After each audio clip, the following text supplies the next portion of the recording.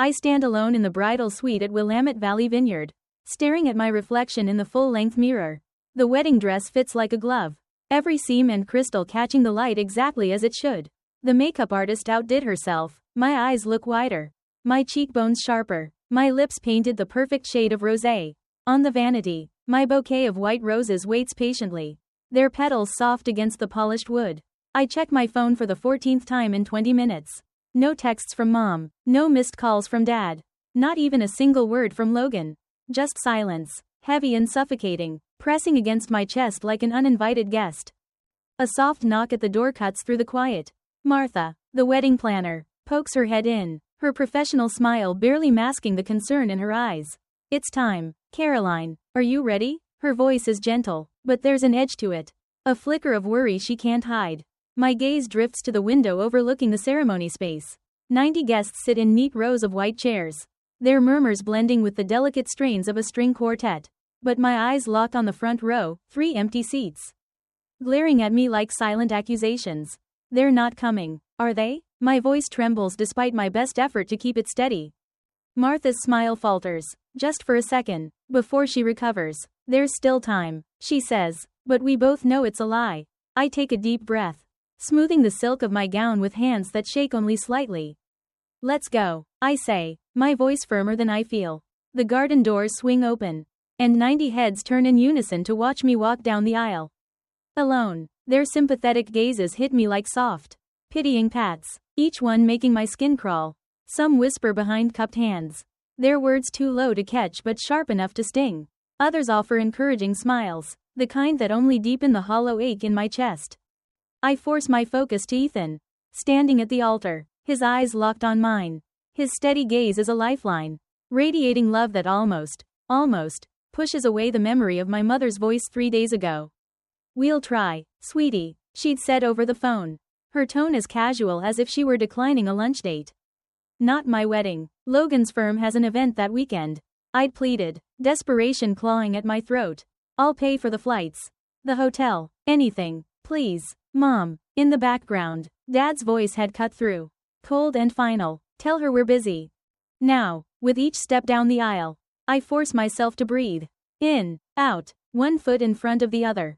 I will not cry. I will not give them the satisfaction, even in their absence. When I reach Ethan, he takes my hands in his.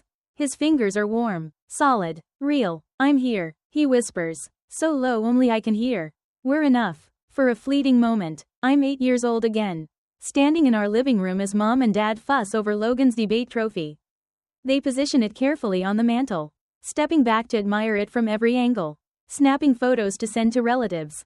My art contest certificate, the one I'd proudly shown them that morning, lies forgotten in a kitchen drawer. I'd told them how my teacher said I had exceptional talent, my chest swelling with hope.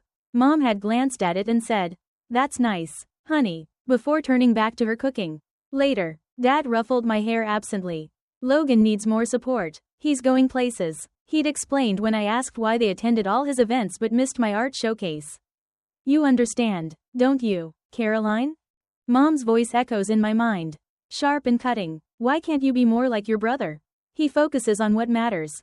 I tried harder after that. Academic awards, college scholarships, business success, each achievement a desperate bid to make them turn their heads my way. Each met with distracted nods, if they noticed at all. The ceremony moves forward. I speak my vows, my voice growing stronger with each promise. I choose a future where we see each other clearly. I tell Ethan, the words heavy with meaning only he understands. When the officiant pronounces as husband and wife, Ethan's mother wraps me in a warm embrace. You're one of us now, dear, she whispers, and something tight in my chest loosens. Just a fraction. The photographer captures us on the dance floor, Ethan twirling me under the twinkling string lights. His cousins join in, forming a circle of laughter and music. For moments at a time, I forget the family-shaped hole in my celebration. I forget the phone I've checked too many times. I forget the awkward explanations I've given to curious guests. At the reception, Sarah, my college roommate, raises her glass to finding the family who deserves you, she says, her eyes holding mine with fierce loyalty. A murmur of agreement ripples through the crowd. Her words hit like a physical blow. Raw and true. All these years, I've been invisible to the people who should have seen me most clearly. I've chased approval from those who never intended to give it. As the celebration winds down, I slip away to check my phone one last time. No missed calls, no texts, not even a token, congratulations. Ethan finds me staring at the blank screen. They missed something beautiful today, he says, his arm sliding around my waist. I look up at him. At the man who's never made me feel like I had to earn his attention. I think of his family, who welcomed me without hesitation. I think of friends who crossed the country to stand by my side. I set the phone down. Their choice, I say, a weight lifting from my shoulders. Not my burden. For the first time, I almost believe it. 2 years later, I lean back in my ergonomic chair, staring at my computer screen.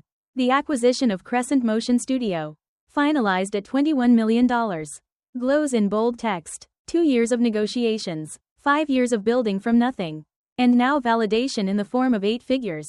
My office door bursts open as my team floods in, wielding champagne bottles and plastic flutes. To Caroline, Jen, my creative director, raises her glass, the woman who built something from nothing while certain people weren't looking.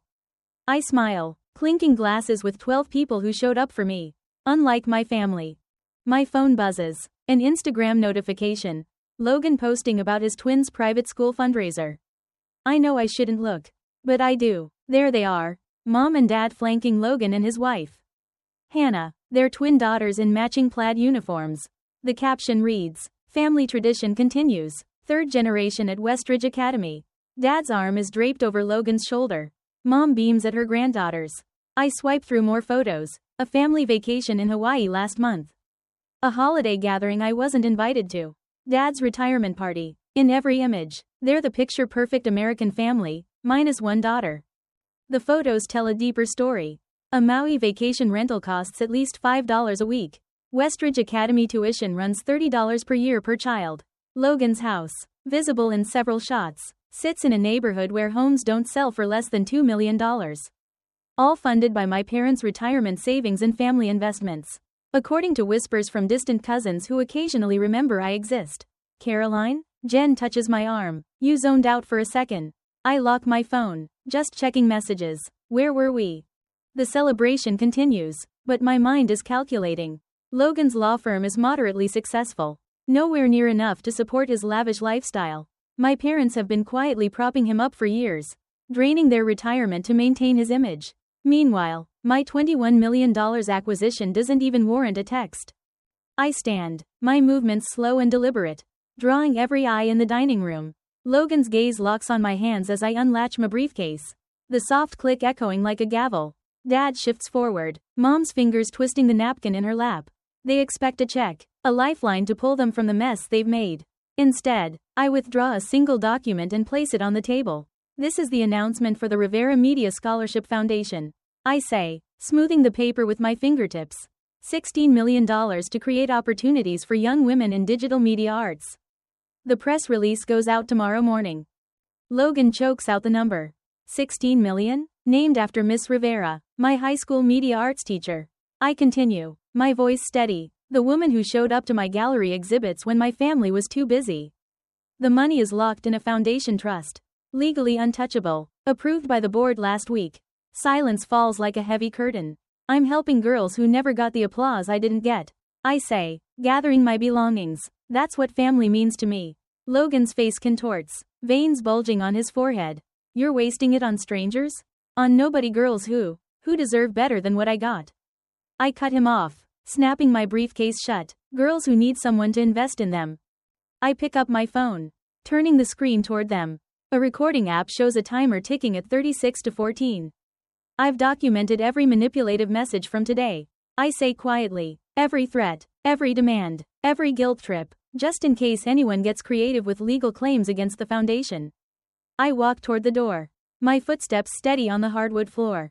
Behind me, Logan's chair scrapes violently. You can't just leave. His voice cracks with desperation. We need that money. I pause at the threshold, not turning back. No, Logan, what you needed was to show up. At my graduation, at my company launch, at my wedding. My hand rests on the doorknob. That opportunity has passed. The door closes behind me with a soft click. A sound that feels like freedom. The Porsche hums as I drive away from my childhood home. My knuckles no longer white on the steering wheel. The further I get, the steadier my hands become. I press the call button on the dashboard. It's done. I tell Ethan when he answers. They showed exactly who they are. His voice fills the car. Warm with concern. How bad was it? Exactly what we expected, I say, a lightness spreading through me. Logan lost it when I showed them the foundation paperwork. Dad tried to salvage things. But Mom just kept crying about family obligation. Are you okay? He asks. I glance at my reflection in the rearview mirror. Surprised to see no tears. Only a clear-eyed woman staring back. I'm better than okay. For the first time, I saw them clearly, without hoping for something different. By midnight, my phone buzzes incessantly with family emergency texts. I silence it and place it face down on the nightstand. Ethan's steady breathing beside me grounding me in the quiet house. Morning brings 6 voicemails from Mom. Her tone shifting from weepy pleas to sharp accusations of betrayal, ending with threats about what people will think of a daughter abandoning her family. I apply mascara, my navy suit, the one I wore for the acquisition signing, hanging ready on the closet door.